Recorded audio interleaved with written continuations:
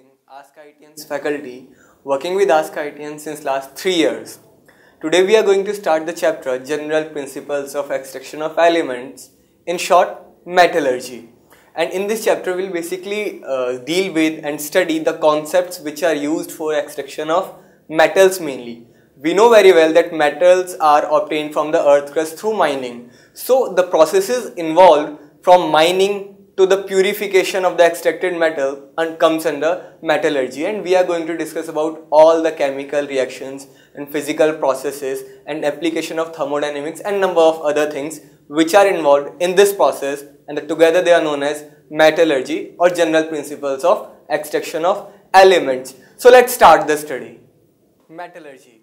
As the name suggests, metallurgy is related with metal something.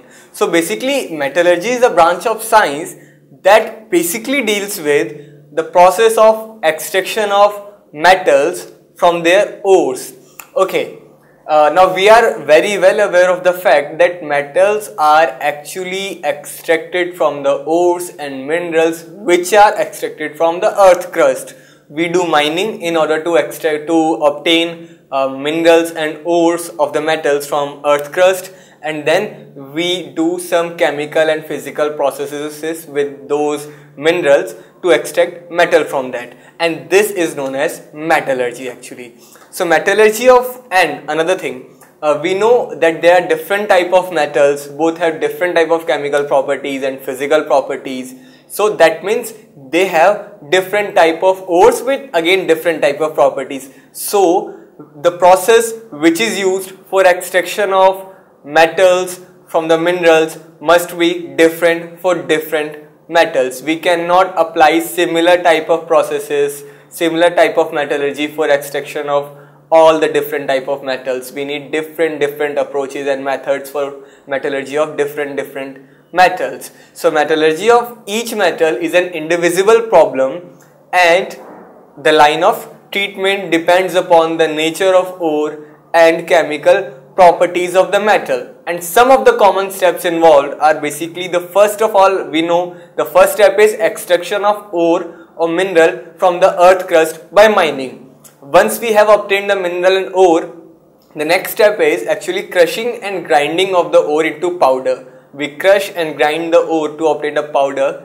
of the ore, and then we do concentration or dressing of the ore. Okay, we know that metals are actually reactive. They are present inside earth crust under high pressure in the form of minerals. So it's very obvious that those minerals have some impurities, and those impurities are mainly in the form of rock and soil or dust particles. So it is very important to remove these rocky properties, and this process of removal of clay and rocky properties from the ore is known as concentration or dressing of ore. And then the next step is, once we have obtained the concentrated concentrated ore, which is after removal of rocky impurities, we have concentrated ore after concentration, then the next step is extraction of metal from that ore actually. And this also involves sometime reduction of ore to the metallic form. We reduce actually ore. It is most of the time oxide ore. Then we reduce it to obtain the metal. So and the final step is purification of metal. Whatever metal we have extracted from the ore may again contain some impurities. So we do a final purification of metal, which is also known as refining of metal. So we can basically divide the whole process into some parts. The first is crushing or grinding of the ore. Next step is concentration of the ore. The next two steps are actually extraction of metal from the ore, and then final is purification or refining of the ore. Okay, so first of all, let's have a look at the occurrence of metal. That means how metal is present in the earth crust. Okay, the first term is used actually minerals. So what are minerals? Minerals are naturally occurring substances of metal present in the earth crust. We know metal is present in the earth crust. Metals are reactive also, and they are less reactive also. There are different type of reactivity for different metal. So if a metal is reactive, obviously it is present in the earth crust, so there is possibility that it will combine with different elements, metals or non-metals present in the earth crust, to form compounds, and it is actually observed that most of the elements are most of the metals are present in combined form. That means in the form of compounds, and those compounds are known as minerals. So minerals are naturally occurring substances of metals present in earth crust. Okay, now there are some special type of minerals. There are n number of minerals possible for a metal, but all those minerals are actually not useful for us for the refining process or extraction process. We cannot extract the metal from every mineral of it. If I have aluminium, there are 5 or 6 ores or minerals of aluminium in which aluminium is found, but I will not choose all these 5 for the extraction of metal. I will only choose some specific type of minerals. So those minerals which are used for extraction of metal are known as ores. So ores are those minerals from which metal can be extracted profitably. Let's say I have these 5 minerals of some metal, but out of 1, 2, 3, 4, 5, these are 5, but out of these 5 I have only let's say 2 of these which have very high concentration or percentage of metal. So I will not choose all these 5, but I will choose only these 2 for the extraction of metal, as it has very good concentration of metal, and if I use it I will get a good amount of metal using a small amount of mineral. So these 2 actually minerals which I will select for the extraction of metal are known as ore. So all the ores are minerals, but all minerals are not ore. Only specific type of minerals are ores. Okay, so ore are those minerals from which metal can be extracted profitably. So the same statement, all minerals are ore. All minerals are not ore, but all ores are minerals. And let's have a look at example of the statement which I have given here. Clay and bauxites both are minerals of aluminium, but only bauxite is used for extraction of aluminium, and that is why it is ore. Both clay and bauxite have aluminium, but in clay the amount of aluminium is very low, while in case of bauxite the amount of aluminium is very high. So I will choose bauxite. So I can say that both clay and bauxite are the minerals of aluminium, but bauxite is ore of aluminium. Now actually ores are of different type. First is native ore. Now these ore contain metals in free state. We know silver, gold, platinum, mercury, copper, etc. These are actually less reactive metals.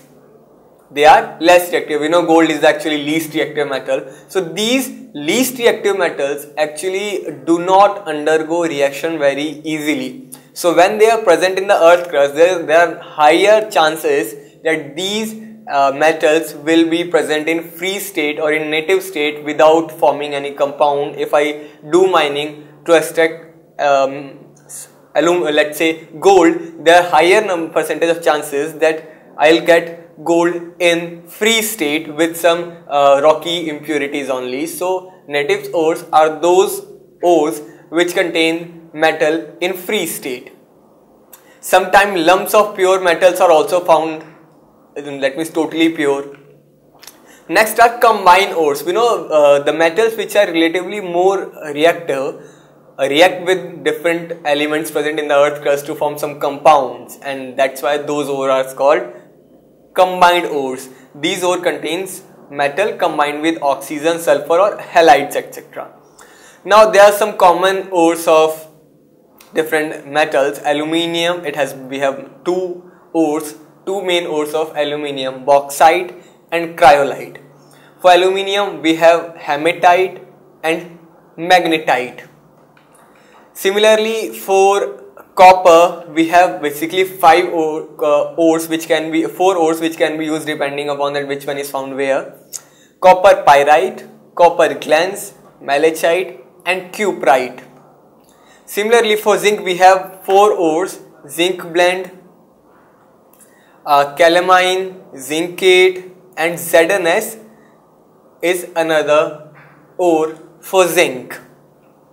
Now there is a solved problem that mineral is called ore if metal is present in the mineral Okay, a mineral is called ore if the first option is the metal present in the mineral is costly. No, this is not the actually criteria. Mineral can be extracted from it, obviously. Metal can be extracted from it, obviously. If it is a mineral, metal can be extracted, but this is not the criteria for calling it an ore. A metal can be extracted profitably from it. This is the correct option. A mineral, every mineral contains metal, and metal can be extracted from every mineral, but the thing is that that mineral from which metal can be extracted profitably with low cost is called ore. So C is the correct option for this question. So students, now we are aware of ores and minerals. We know whatever is extracted from the earth crust and it contains some metal, it is known as mineral. But those minerals which can be used for extraction of elements beneficially are known as ore. So we have studied about different types of ores and minerals and their classification in this video. In next video, we will move to concentration of these ores. So stay tuned.